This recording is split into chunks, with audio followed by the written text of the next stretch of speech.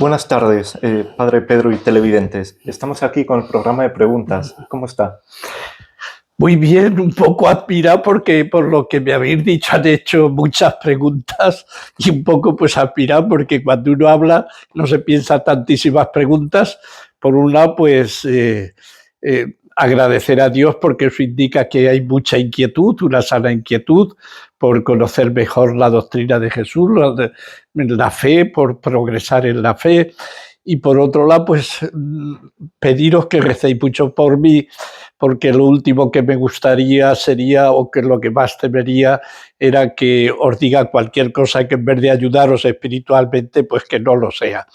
Y entonces, pues pedirle para que el Espíritu Santo ilumine cualquier cosa que diga, que sea siempre para gloria de la Santísima Trinidad y para bien, lógicamente, de todas las almas. Es lo único. Y pediros mucho porque, lógicamente, diríamos aquí, más que nunca se necesita la sabiduría de Dios. Aquí la ciencia humana vale poquito. Lo que más vale es la sabiduría divina. Y esa sabiduría divina solo la da el Espíritu Santo.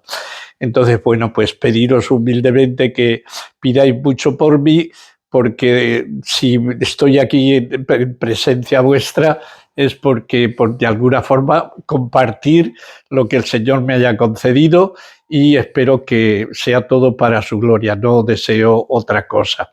Luego también creo que es bueno también deciros que muchas veces las preguntas que me las hace es porque son vuestras preguntas, entonces lo lógico sería mirarle a él, pero como es representante vuestro, pues os pido también a vosotros en este sentido, que lo lógico sería esta interacción entre uno y otro, ¿no? Y agradecer también a Eros que se haya querido venir aquí para hacer todas estas preguntas. Es la primera vez que lo hace él, lo hace con un inmenso amor. Y bueno, pues pedimos al Señor, le damos gracias al Señor por su valor también de hacer las preguntas. Y luego un pequeño paréntesis en este sentido. Mirad, para mí es imposible contestar todas vuestras preguntas inmediatamente, absolutamente imposible. Entonces, la única forma de poder hacerla, creo que es una obligación moral contestar las preguntas. Son muchísimas y una por una sería imposible. Entonces, agradezco a las personas que han reunificado un poquito vuestras preguntas, haciéndolas un poquito, pues si eran 500 preguntas, pues hacer bastantes menos, y tratando de recoger en esas preguntas todo vuestro sentir, todas vuestras preocupaciones, pero una por una, al pie de la letra, la verdad es que sería imposible. Y por mi parte deciros que no puedo contestar inmediatamente, tienen que pasar 2 o 3 meses para poder dedicar un programa como ahora mismo a tratar de responder lo que buenamente uno conozca, porque uno no es un experto en todo, ni mucho menos, y sin embargo las preguntas abarcan todos los campos. Donde compartiré con vosotros lo que el Señor, pues lo que yo tenga dentro del corazón o así, pero sin más. Así es que os pido perdón y os pido disculpas en este sentido, pero comprendéis que no puedo hacerlo de otra forma. Procuraremos cada 2 o 3 meses recoger las preguntas y tratar de responderlas lo mejor posible. Gracias. Muy bien, ahí va la primera pregunta, Padre. ¿Es buena idea que nuestros hijos se vayan al seminario para hacerse sacerdotes hoy? Bueno, como idea, sin duda ninguna que es excelente, como idea. Es decir, que en este mundo donde lo que se ofrece en la televisión, en los medios de comunicación, es todo aquí, solo en esta tierra, que haya una inquietud por servir al Señor, por entregarse al Señor en cuerpo y alma, pues algo que agradecer al Señor. Ahora bien, tal y como está la situación hoy día en muchos seminarios, pues la verdad es que yo recuerdo una vez que un chico me dijo algo, me manifestó esta inquietud, y era de 15 años, y yo le dije, pues en estos momentos yo te diría una cosa, léete y profundiza la síntesis de la fe, que es el catecismo de la Iglesia Católica. Dedica tiempo de tu vida a la oración. Al mismo tiempo termina el curso como los demás chicos. Y reza mucho. Y pídele al Señor que te dé luz y Él que te haga mostrar también aquel seminario donde lo que se enseñe sea absolutamente, diríamos, de verdadera doctrina. En estos momentos, en lo concreto, habría que ver cada seminario concreto, pero en general yo diría que en estos momentos lo más importante es que esos jóvenes profundicen en el catecismo, profundicen en la lectura del Evangelio, profundicen en la vida de oración, se hagan de alguna forma con algún grupo, diríamos, de jóvenes inquietos que tratan de vivir con total fidelidad el Evangelio. Y creo que con eso por de pronto sería suficiente. Y ahí el Señor le irá manifestando más cosas. En este sentido creo que con esto podría ser más o menos. Muy bien, vamos con la siguiente pregunta. ¿Es usted sedevacantista? Que si soy sedevacantista, bueno, ya saben que hoy día una de las cosas más problemáticas que tenemos es el lenguaje. El lenguaje muchas veces para una persona ser sedevacantista significa una cosa y para otro significa otra. Pasa lo mismo, es uno de los grandes problemas de hoy, que la palabra libertad uno lo entiende de una forma, otro de otra. La palabra hombre o mujer hoy día se entiende cada uno de una forma totalmente. Hoy, antes de hablar, habría que decir qué entiende usted por sedevacantista, o qué entiende usted por libre, o qué entiende usted por evangélico, o qué entiende usted por católico. Estamos en un momento de Babel, de una confusión absoluta. Entonces, no sé qué entiende usted por sedevacantista. Lo normal que se entienda es que desde Pío XII, después los demás papas ya no han sido sedevacantistas. Y en ese sentido le tengo que decir absolutamente no. No soy sedevacantista. Y bueno, pues si con eso se conforma, creo que con eso sería suficiente. Otra cosa es que entienda usted otra cosa de lo que es sedevacante, y entonces tendríamos que dialogar, pero para hacernos comprender mejor, y según eso, pues la respuesta. Pero así tal y como se entiende el sedevacantismo en general, que desde Pío XII, después los demás papas no han sido en absoluto. En este sentido, y en otras, pues adelanto quizá alguna cosa, porque mirad una cosa, de antemano, sí que os digo una cosa. Para mí hay 3 libros en estos momentos fundamentales para mantener la fe. El primero, la Biblia, por supuesto, sobre todo el Nuevo Testamento, lógicamente, el Catecismo de la Iglesia Católica de Juan Pablo II y el libro que ha provocado todas vuestras preguntas, que es el libro azul, es el libro de locuciones de la Virgen al Padre Gobi. Entonces, mis respuestas nacen del conocimiento que yo tengo de estas realidades, que por supuesto no es completo ni total, porque la Biblia necesitaría unas 20 vidas pero el conocimiento que yo tengo de estas cosas tienen como fuente las respuestas, esas 3, diríamos, realidades o esas 3 fuentes. Entonces, cualquier cosa, por ejemplo, que os responda, lo diré porque lo pondré más de una vez. Es lo que dice el libro azul, porque me parece que en estos tiempos de los últimos, del final de los tiempos, para mí el libro que me ha abierto, diríamos, la mente, el corazón a esta realidad de los últimos tiempos ha sido sobre todo el libro azul. Y como para mí es un libro absolutamente de la Virgen, entonces lo citaré con plena, con plena confianza. Aunque a veces puedan contestar cosas el libro que no todos los tradicionales y mucho menos los modernistas estén de acuerdo, para mí lo que dice el libro azul va a misa, nunca mejor dicho. Entonces, en este sentido, pues que lo tengáis presente, y más de una vez diré pues esto sobre el concilio, sobre cualquier cosa que preguntéis, siempre tendré estas 3 realidades, sobre todo como base para mis respuestas. Muy bien, siguiente pregunta. ¿Cuál es la diferencia entre sede vacante y sede impedida? La sede vacante es que no hay papa. La sede impedida, el único ejemplo que creo que podemos entender en estos momentos es lo de Benedicto XVI. En estos momentos solo podemos entender lo que es la sede impedida, pues viendo cómo estaba Francisco diríamos allí haciendo de papa, y Benedicto XVI vestido de papa pero no ejerciendo de papa.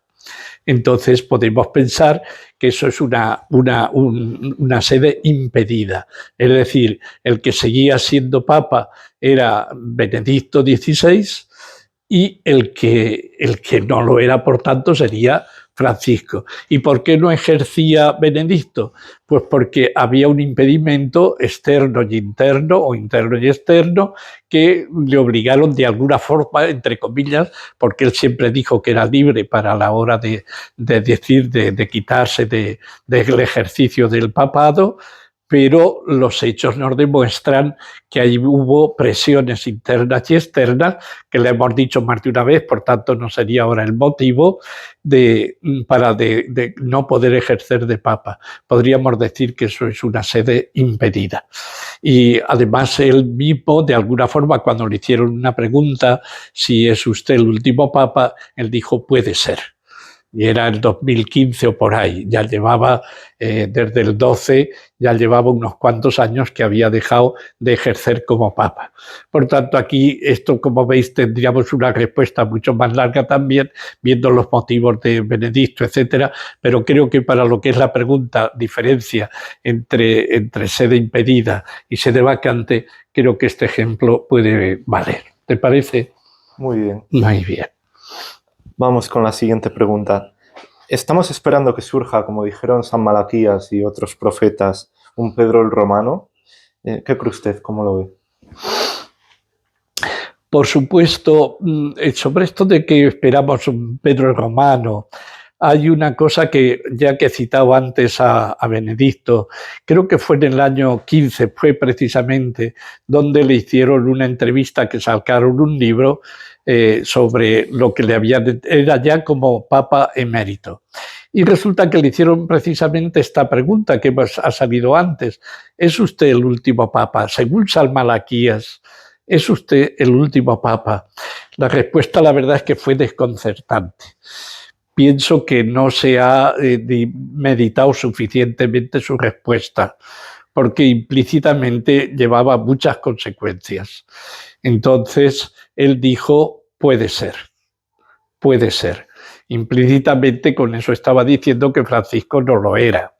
E implícitamente nos estaba diciendo que después de él solo vendría el último papa, porque San Malaquías habló de Pedro Romano. Y curiosamente habla de Pedro Romano, no de Pedro II. Habla de Pedro Romano.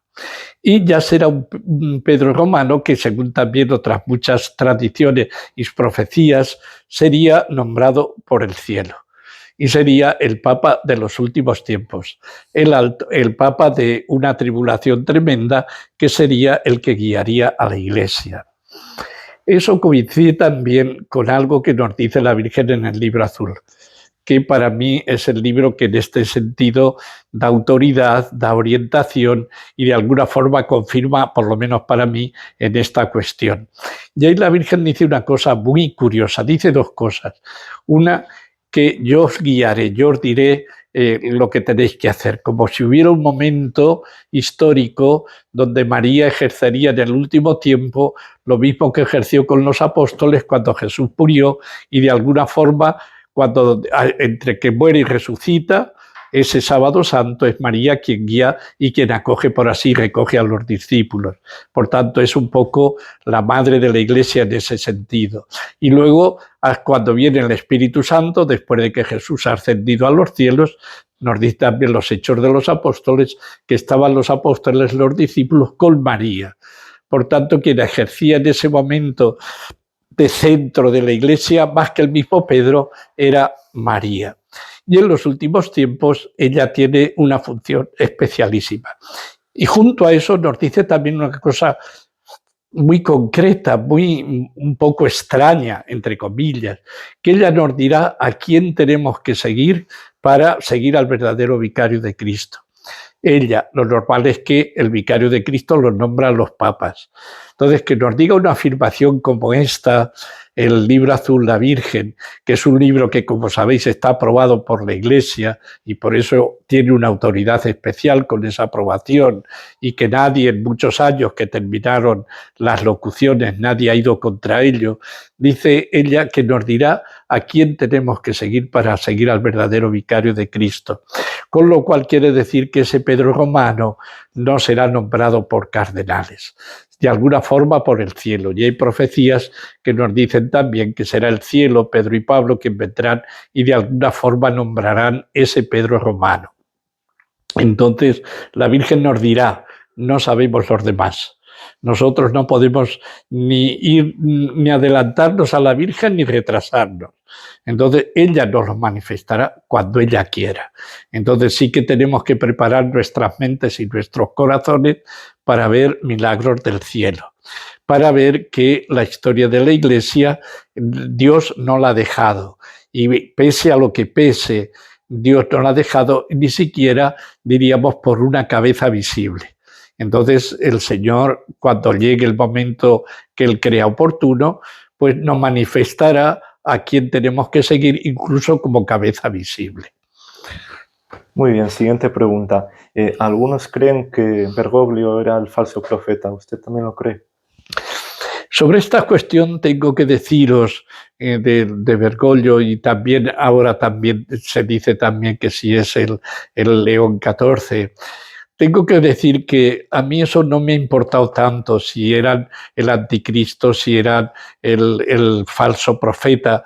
Tengo que reconocer que no, solo me importaba si eran papas o no. Y he pensado siempre que no lo eran, por varios motivos. Entonces, y que sobre todo pues Francisco y ahora León XIV, que sigue la misma línea de Francisco, que era herético, y esta línea que están siguiendo de las mismas doctrinas prácticamente que Bergoglio, pues que no es verdadero. Entonces a eso sí que me atrevo a decir. Pero pienso que por lógica también que no se le puede aplicar eso. Pues pienso, pero esto es una opinión mía que no tiene más importancia. Yo me atrevo a decir de ellos que son heréticos y que son falsos papas. De eso me atrevo a decirlo. Pero si son falsos profetas o no, o el anticristo, no me atrevo eso a decirlo. Y además yo conozco también a alguna persona que ha recibido una luz que yo creo que es importantísimo, por lo menos para mí me ha dado mucha luz, porque sabéis que, por ejemplo, la cuestión del aviso, donde nos veremos todos en la luz de Dios, es una cosa que vino sobre todo de Garabandal, pero que ha venido de muchos profetas. Y creo que hoy la inmensa mayoría de los cristianos han oído hablar del aviso, que nos veremos en la luz de Dios. Eso también lo dice el libro azul. No usa la palabra aviso, pero sí que nos vamos a ver en la luz de Dios. Y uno dice, ¿y eso por qué y para qué? ¿Por qué nos vamos a ver en la luz de Dios? Y ese por qué y para qué, conozco una persona que recibe mensajes también del cielo, y que creo que en este sentido ha sido una gran luz. Esa luz en la que nos vamos a ver de Dios será para que nosotros demos una contestación al Señor, donde solo cabrán tres respuestas. Habrá tres respuestas. Una persona que en la luz de Dios le diga que sí al Señor, absolutamente, a pesar de verse en sus pecados, en su miseria, le diga: Señor, yo sí quiero seguirte, acepto todo, un fiat como el de María. Otras que dirán: quiero hacerlo, aunque no me siento con las fuerzas, pero quiero hacerlo. Y otros que dirán: yo ya veré, donde ponen como primera parte su yo, ponen su yo frente a la luz de Dios. Con lo cual ese es el pecado, por así decir, de Lucifer, que puso primero la luz suya a la luz de Dios. Entonces será una luz, será un aviso donde parecido a lo que los ángeles recibieron.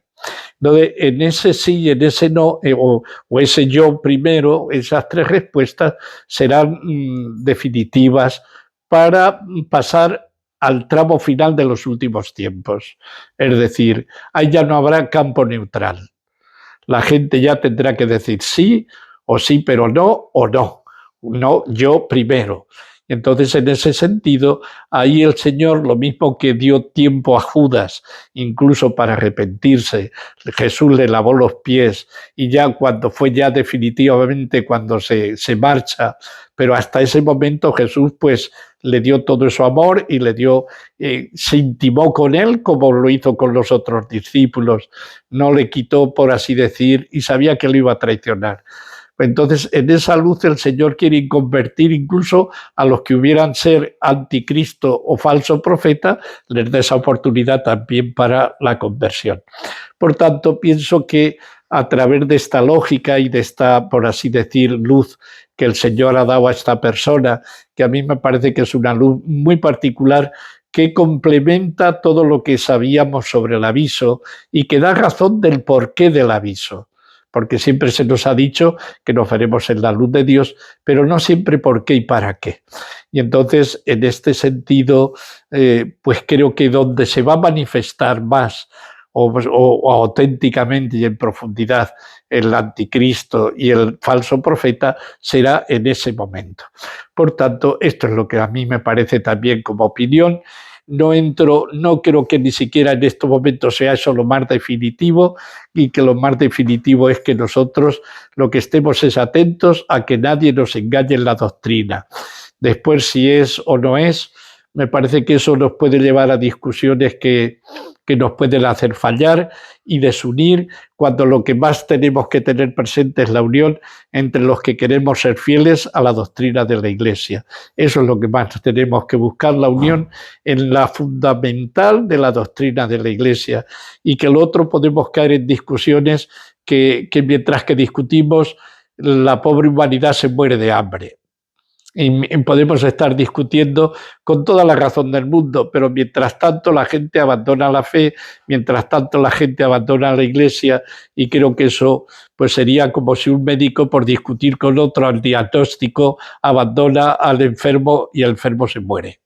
Pues creo que en este sentido tenemos que ir en estos momentos, están las cosas tan graves que tenemos que ir sobre todo a lo más fundamental, y a las cosas que nos puedan dividir, que sean discutibles, pues ponerles menos importancia. ¿Te Muy parece? bien. Gracias. Sí. Siguiente pregunta. ¿Qué haría falta para que surgiera el falso profeta?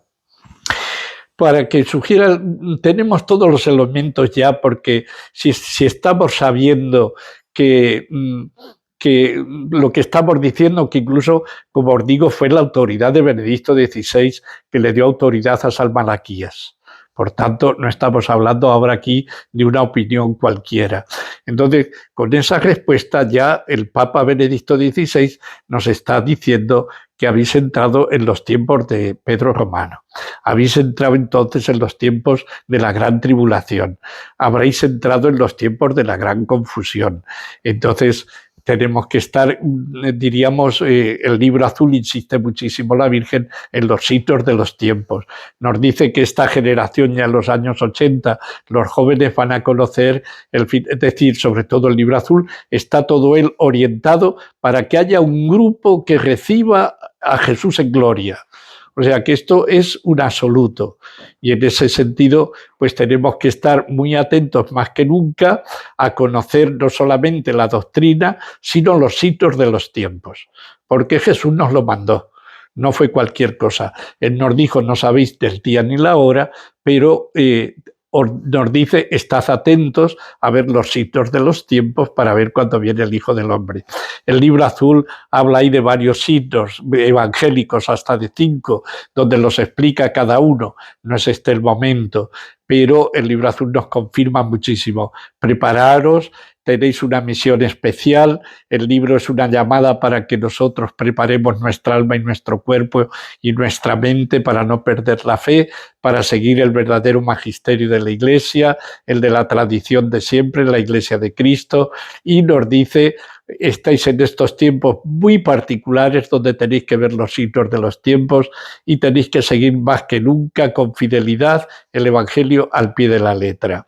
Y bueno, pues en este sentido, pues pues le pedimos a la Virgen que ella nos ayudará a en estos momentos vivir como verdaderamente quiere la Virgen, como verdaderos creyentes, como apóstoles de los últimos tiempos. Recuerdo también, me acuerdo no hace mucho, di también una charla de apóstoles de los últimos tiempos en un congreso que ha habido también en Carabandal. Y recuerdo que en otro momento que tuvimos, leí también de Grillón de Montfort, que habla de los apóstoles de los últimos tiempos, donde llevarán en una mano el rosario, en otra la cruz. Pero dice también una cosa muy importante, que los apóstoles de los últimos tiempos serán unos santos como nunca los ha habido, tendrán unos dones del cielo como nunca los ha habido. Todo eso puede ser que sea posible que en el aviso y después, sobre todo, para los que digan que sí, el Espíritu Santo descenderá en plenitud, y porque el Libro Azul nos habla de un segundo Pentecostés. Un segundo Pentecostés. ¿Para quién fue el primer Pentecostés? Para los apóstoles y los discípulos reunidos con María. ¿Para quién será el segundo Pentecostés? Para todos que han dicho con María, que dijo fiat. Todos los que se unan a ese sí, a ese fiat de María, serán los que reciban con ella la plenitud del Espíritu Santo, porque sin ella no podremos. Hoy el mundo necesita milagros, porque los apóstoles, si fueron creídos, es porque hicieron milagros. No bastará solo la palabra. Tendrá que ser como con la predicación de los apóstoles, que ¿por qué creyeron a Pedro? Porque curó un cojo, un paralítico. Si no, no hubieran creído en él. Si los apóstoles no hubieran hecho, hasta buscaban la sombra de Pablo y Pedro para ser curados. Entonces, además de su valentía, además de su predicar a Cristo, lo predicaban también, como dijo Jesús: os doy poder, curad enfermos, echar demonios. O sea, cuando Jesús les mandó para predicar, les mandó no solo con el don de la palabra, con el poder también de echar demonios y de curar enfermos. De alguna forma, eso la humanidad de hoy lo va a necesitar. Y Jesús sigue amando a esta humanidad. Y seguro que a esos apóstoles los llenará de Espíritu Santo para que sean capaces de ayudar a la humanidad a encontrar el verdadero camino, que no es otro que Jesucristo. Este campo es muy extenso, podríamos alargarnos más, pero tanto son preguntas y respuestas, y si te parece, creo que es suficiente. Si no, pues me lo dices en otro momento y continuamos, pero estamos ahí. Sí, esas han sido todas las preguntas por hoy. Menos mal, porque ya con las preguntas, pues sí, pero os pido de verdad que pidáis mucho, porque esto de las preguntas, pues yo no soy un maestro, no soy comparto con vosotros. Lo que yo hago es compartir con vosotros lo que, no como un maestro, doctor en filosofía, en derecho canónico, en teología, es como un hermano que comparte con vosotros su fe y su esperanza, y lo que Dios me ha dado, pues compartirlo con vosotros. Gracias.